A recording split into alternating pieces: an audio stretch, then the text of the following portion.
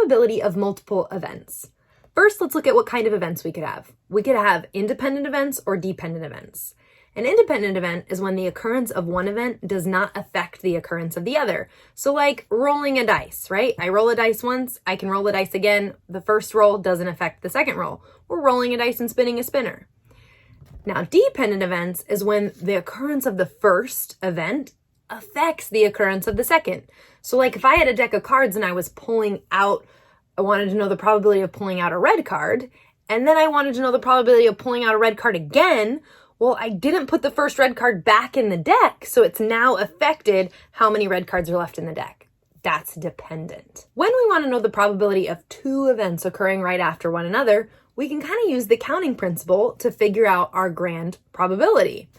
What I mean by that is if I want to know the probability of A and B, event A and B occurring, well, I can figure out the probability of A, and then I'd multiply that by the probability of B. So and means multiply. If you can say and or and then between two events, you're going to multiply those probabilities together. Let's apply this in an example.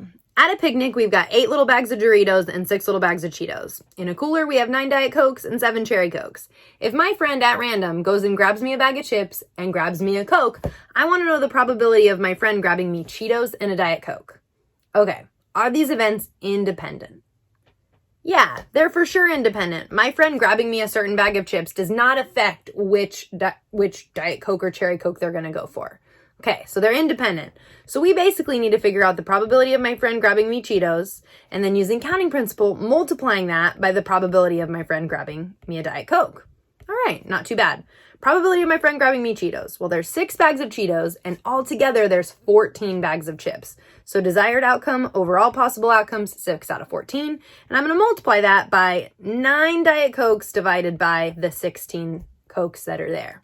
Okay, so we get 54 divided by 224, which simplifies, remember we always need to write our simplified fraction, 27 over 112, which is about 0.24107, which if I round that to a whole percent, it's 24%. Looking at the next example, there's a bag of 30 marbles, 10 blue, 8 red, 12 yellow marbles in the bag. We're going to pull 2 marbles out of the bag, one after the other. What is the probability we pull a red and then a blue? Well, this time we have dependent events. If I pull 1 marble and then I pull out another marble, I've affected the total number of marbles in the bag in between my 2 pulls because I have pulled 1 marble out, I only have 29 marbles left. So dependent events here. So if I want to know the probability of getting red, and then I'm going to multiply the probability of getting blue, I'm going to say, okay, well, red's got to be 8 out of 30. So probability of me pulling out a red, there's my first pull. Now, how many marbles are left in the bag? 29. So for my next probability, I only have 29 marbles, so 29 possible outcomes, and I have 10 marbles chilling in there. So 10 out of 29. Multiply straight across, I get 80 divided by 870. Well, that's quick to simplify. 8 divided by 87. That's about 0.09195, which is, if I round to the nearest whole percent, 9%. Same bag of marbles. Let's put them all back in the bag. Your turn to try. What's the probability that you'll draw a blue and then another blue if I put all the 30 back in the bag? Check your answer. Did you get the second fraction right? Did you make sure to change the numerator and the denominator? Because if you pull a blue out, you only have 9 blue left in the bag. So you have to do 9 divided by 29 for that second fraction. So about 10% is our chance of pulling a blue and another blue. We can also do these kinds of probabilities of multiple events with really generic stuff. Like we could have event Q and event S. So if we're given event Q and event S and we want to know the probability of first event Q happening and then event S, if we're told they're independent, then we know that we're just going to multiply the 2 probabilities together. So 1/3 times 3/5. That's just going to end up being 3/15, which is 1/5, which is 0.2, so 20%. 2 events that cannot happen at the same time are defined as mutually exclusive events. So like if I have event A and event B, if they're mutually exclusive, then the probability of A and B being one occurrence is 0. So an example of this would be like drawing a red card and a club. None of my red cards are clubs. So that's an example of mutually exclusive events. I can't have a club that's a red card. Looking at the next example, it says rolling an even number and a multiple of 3. Well, my even numbers on a dice are 2, 4, 6. Multiples of 3 are like 3, 6, and then on a dice, like that's it, 3 and 6.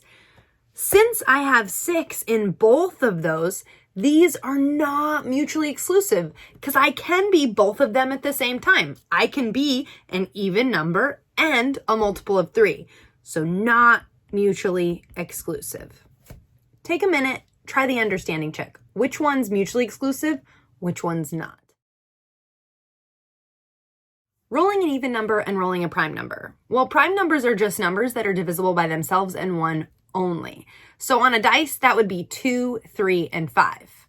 Rolling an even number, 2, 4, 6. Since 2 is in both of those, these are not mutually exclusive because I can be 2 and even. The next one, rolling an even number and rolling a number less than 1 or less than 2. The only number less than 2 is 1, and then all my even numbers are 2, 4, and 6. So these two things can't happen at the same time. I can't be even and less than 2 on a dice. So these are mutually exclusive. We needed to understand this idea of mutually exclusive because of what comes next, the probability of event A happening or event B. When we want to compute an or probability, we need to add the two probabilities together of each event, and then we actually have to subtract the simultaneous case, the case where event A and B could happen at the same time. Now, if they're mutually exclusive, we know they can't happen at the same time, so we would be subtracting 0 in that case. Let's take a closer look to make this make sense. So we're given this math class, and in the math class, I have 15 seniors, 10 juniors, and 5 sophomores for a total of 30 kids. If I want to choose a student at random and I want to know what's the probability that I pick a junior or a boy, well, when the numbers are small, we can kind of just count and then divide by 30 and we would know. But when the numbers get bigger, it helps to have this formula where I could find the probability of picking a junior, add that to the probability of picking a boy, and then I have to subtract the simultaneous case, the case where I'd have a junior that's a boy. So the probability of picking a junior and a boy. The reason we subtract it is so that we don't accidentally double count a student when we're adding our two probabilities together. I have 10 juniors, so that's 10 out of 30 for my probability of picking a junior. I have, how many boys? 5 plus 10, so 15 boys, so 15 out of 30. And then I'm going to subtract the both case. Well, how many juniors are also boys? 5 of them, so I'm going to subtract 5 out of 30. To emphasize why I subtract this 5 out of 30, it's because if I look at my original probability for juniors, there's boys that are juniors in that probability, so I've already counted them.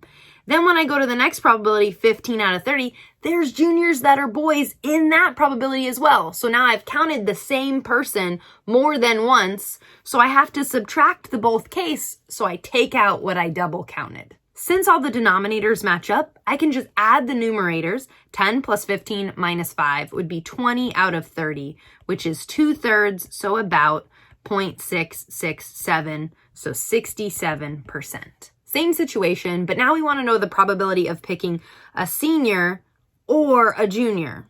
Okay, so probability of a senior plus the probability of a junior minus the probability of being both a senior and a junior simultaneously. Sounds kind of weird. Could I be a senior and a junior simultaneously? No, that's why they actually wrote here that these were mutually exclusive events. That means that this right here is going to end up being 0. So I'm essentially subtracting 0 when I do that. Probability of picking a senior, well, that's 15 out of 30. Plus the probability of picking a junior, 10 out of 30, minus 0 because I can't be both a junior and a senior. So there's no mistake for double counting here. 15 plus 10 is 25 out of 30, which is 5 out of 6. That ends up being about 0.833, so 83%.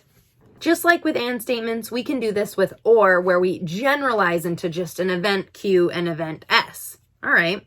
Well, I'm told event Q and S are mutually exclusive. That means they can't occur at the same time. The probability of event Q is 1/5 plus the probability of event S is 3/5. And then I'd subtract the and case, the probability of Q and S occurring simultaneously. Well, what's that have to be? 0, because they're mutually exclusive. They can't occur at the same time.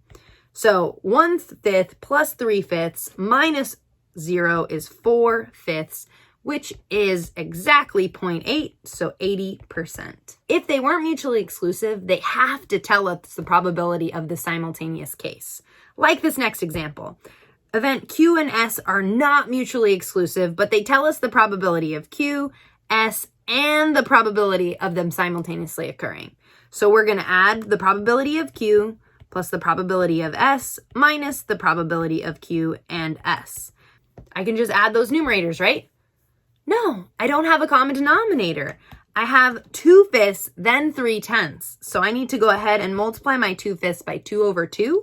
I end up having 4/10, a common denominator. So 4 plus 3 minus 1 would be 6/10, 3/5, 0.6, so 60%. We got this. Let's try one more or. This time I'll start the setup with you, but then I'll have you compute. With a standard number cube, what's the probability I roll a pair of dice, okay, pair of dice, and the numbers add to an even number or, so we know we're going to add to a 4. So we need to know the probability of rolling an even sum. Then we're going to add that to the probability of rolling a sum of 4. And then we're going to subtract the and case. So the probability of rolling an even sum of 4. I have my sum dice table right there at the bottom. So you could use that to figure out your individual probabilities and compute. Check your work. Did you get 50%? Even sum is 18 out of 36. A sum of 4 is 3 out of 36. And then they weren't mutually exclusive because I can roll an even sum of 4. There's 3 different ways to do that. So I'd subtract 3 out of 36. I know it seems kind of silly to add it in and then subtract it because this was a really visual problem. I could physically just go to my table and count all of my even sums and sums of 4 and get my answer 18 out of 36, which is 50%. But when it's not so easy to visually see, we have to remember that we're subtracting that and case so that we don't accidentally double count. Assignment is 11.3 worksheet.